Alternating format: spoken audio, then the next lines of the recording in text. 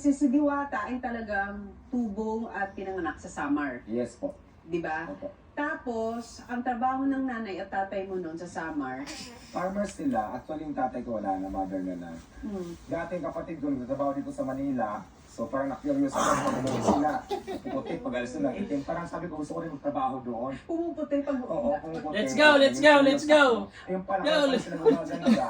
Let's go, let's go, let's go! Ng bahay, gumaganda yung balat nila. Kasi iba yung mga kapatid ko lang naman.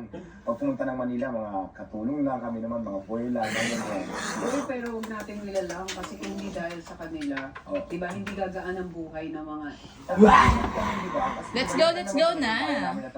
Let's go, let's go, let's go. Kasi malaki din ang tulong para sa amin. Tsaka nagiging Let's go, let's go, let's go. Sa bahay natin. Yeah, let's go, let's So, go. ilang taong ka, Let's go, let's go, let's go! pumunta ka dito sa Maynila. Siguro mga pag hindi ako 17, 18 or 16, hindi ko na matandaan. Oo. Sakto. Basta ganun